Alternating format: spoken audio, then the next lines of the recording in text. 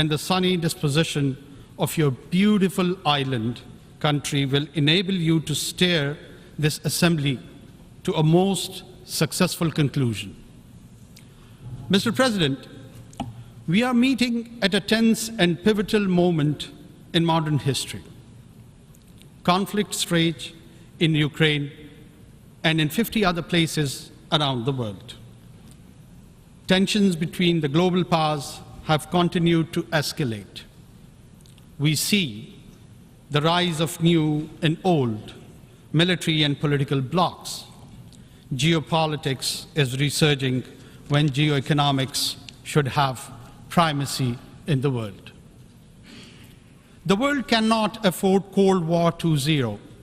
There are far greater challenges confronting humankind which demand global cooperation and collective action. The world's economic prospects also appear gloomy. Global growth is slow. High interest rates could trigger a recession. A succession of exogenous shocks, COVID, conflict, and climate change have devastated the economies of many developing countries. Many countries of the global south have barely managed to stave off defaults. Poverty and hunger have grown, reversing the development gains of 3 decades. At yesterday's SDG summit, far-reaching commitments were made to implement the Sustainable Development Goals. We must ensure implementation of the SDG stimulus, the rechanneling of unused special drawing rights for development banks, and the resolution of the debt problems of the 59 countries in debt distress.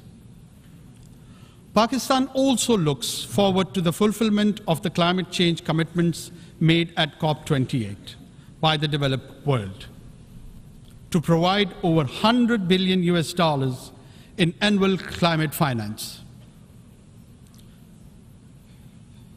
allocate at least half of such finance for adaptation in developing countries, operationalize the fund and funding arrangements for loss and damage, and accelerate their carbon emission. Mitigation targets to keep alive, the goal of restricting global warming to 1.5 degrees centigrade. Attempts to selectively provide these funds on the basis of geopolitical considerations should be resisted. Mr. President, Pakistan's triple food, fuel, and finance challenge is a prime illustration of the impacts of COVID, conflicts, and climate on developing countries. Pakistan is one of the worst affected countries from the impacts of climate change. The epic floods of last summer submerged a third of our country, killed 1,700, and displaced over 8 million people, destroyed vital infrastructure, and caused over $30 billion in damage to Pakistan's economy. Pakistan is gratified by the commitment of over $10.5 billion for Pakistan's comprehensive plan for recovery, rehabilitation, and reconstruction with resilience. The 4RF plan at the Geneva conference last January. Specific projects are being submitted to ensure timely funding and execution of the 4RF plan. I hope our development partners will accord priority to allocation of funds for our resilient recovery plan, which has been costed at $13 billion. Mr. President, Pakistan government is committed to rapid economic recovery. We will stabilize our foreign exchange reserves in our currency, expand domestic revenues, and most importantly, mobilize significant domestic and external investment. Facilitation Council, SIFC, to expedite investment decisions. 28 projects have been identified in priority sectors: agriculture, mining, energy, and IT, for implementation in collaboration with Pakistan's partners. Pakistan's long-term shift to geoeconomics is well underway. The second phase of the China-Pakistan Economic Corridor has been initiated, covering railway, infrastructure, and manufacturing projects. Pakistan also looks forward to the early implementation of the connectivity projects with Central Asia. Mr. President, development depends on peace. Pakistan is situated in one of the least economically integrated regions in the world. Pakistan believes that region develops together. Therefore, Pakistan desires peaceful and productive relations with all our neighbors, including India. Kashmir is the key to peace between Pakistan and India. The Jammu and Kashmir dispute is one of the oldest issues on the agenda of the Security Council. India has evaded implementation of the Security Council's resolutions, which call for the final disposition of Jammu and Kashmir to be decided by its people through UN-supervised plebiscite. Since 5th August 2019, India has deployed 900,000 troops in illegally occupied Jammu and Kashmir to impose the final solution for Kashmir. To this end, India has imposed extended lockdowns and curfews, jailed all genuine Kashmiri leaders, violently suppressed peaceful protests, resorted to extrajudicial killings of innocent Kashmiris in fake encounters, and so-called cordon and search operations, and imposed collective punishments destroying entire villages.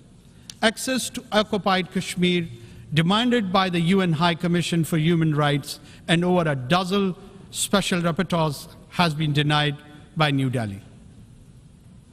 Mr. President, the UN Security Council must secure the implementation of its resolution on Kashmir. The UN Military Observer Group for India and Pakistan should be reinforced. Global powers should convince New Delhi to accept Pakistan's offer of mutual restraint on strategic and conventional weapons. Mr. President, peace in Afghanistan is a strategic imperative for Pakistan. Pakistan shares the concern of international community with respect to Afghanistan, particularly the rights of women and girls. Yet we advocate continued humanitarian assistance to a destitute Afghan population, in which Afghan girls and women are the most vulnerable, as well as revival of the Afghan economy and implementation of the connectivity projects with Central Asia. Pakistan's first priority is to prevent and counter all terrorism from and within Afghanistan. Pakistan condemns the cross-border terrorist attacks against Pakistan by the TTP, Daesh, and other groups operating from Afghanistan. We have sought Kabul's support and cooperation to prevent these attacks. However, we are also taking necessary measures to end this externally encouraged terrorism. Mr. President, Pakistan welcomes the progress made towards ending the conflicts in Syria and Yemen. In particular, we warmly welcome the normalization of relations between the Kingdom of Saudi Arabia and the Islamic Republic of Iran. Unfortunately, the tragedy of Palestine continues. With Israeli military raids, airstrikes, expansion of settlements, and eviction of Palestinians, durable peace can be established only through a two-state solution and the establishment of a viable and contiguous Palestinian state within the pre-June 1967 borders, with Al-Quds al-Sharif as its capital. Mr. President, UN peacekeeping has been a success story. Over more than 6 decades, Pakistan has contributed 230,000 peacekeepers in 47 missions across the world. Today, UN peacekeepers face complex and unprecedented challenges, especially from criminal and terrorist groups, as in the Sahel. We must ensure the safety and security of peacekeepers. Pakistan shall continue to work with the UN to develop the capabilities and more robust mandates required for successful enforcement actions by UN and international forces where needed. Mr. President, we must counter all terrorists without discrimination, including the rising threat posed by far-right extremist and fascist groups, such as Hindutva-inspired extremists threatening genocide against India's Muslims and Christians alike. We also need to oppose state terrorism, address the root cause of terrorism, such as poverty, injustice, and foreign occupation, and distinguish genuine freedom struggles from terrorism. Pakistan prospers the creation of a committee of the General Assembly to oversee the balanced implementation of all 4 pillars of the global counter-terrorism strategy. Mr. President, our progress based on rich history of cooperation, understanding, exchange, and synthesis of ideas among civilization is impearled today. The narratives advocating a clash of civilization have done considerable harm to humanity's progress. Such ideas have done considerable harm to humanity's progress. Such ideas have bred extremism, hatred, and religious intolerance, including Islamophobia. Make no mistake, it's a latent threat that undermines millennia of progress. We need to cherish and celebrate our diversity and different ways of life. Mutual respect, sanctity of religious symbols, scriptures, and personage should be ensured. While Islamophobia is an age-old phenomenon, however, after the 9/11 terrorist attacks, it has assumed epidemic proportions, as manifested in the negative profiling of Muslims and attacks on Islamic sites and symbols, such as the recent public burnings of the Holy Quran. Last year, this Assembly adopted a resolution proposed by Pakistan on behalf of the OIC, declaring 15th March as the International Day to combat Islamophobia. Earlier this year, the Human Rights Council adopted an OIC resolution submitted by Pakistan urging states to outlaw the burning of the Holy Quran and similar provocations. We welcome the legislation initiated by Denmark and contemplated by Sweden towards this end. Pakistan and the OIC countries will propose further steps to combat Islamophobia, including the appointment of a special envoy, creation of an Islamophobia data center, legal assistance to victims, and an accountability process to punish Islamophobic crimes. Mr. President, the complex global and regional challenges that the world faces today can be best addressed through effective multilateralism within the framework of the United Nations. However, multilateralism is being eschewed due to the unilateral policies of and strategic rivalry and tensions between global powers. Pakistan will continue to work actively to strengthen multilateral institutions and enhance global cooperation. Pakistan looks forward to continuing negotiation on the scope and elements of the Summit of the Future and the Pact for the Future, building on the convergence that emerged in earlier consultations.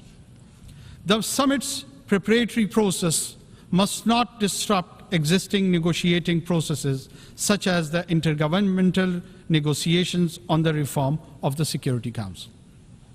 Mr. President, Pakistan does not believe in elitism. With the Committee of Nations, the UN Charter principles of equality and sovereignty must be preserved in the interest of global peace and prosperity.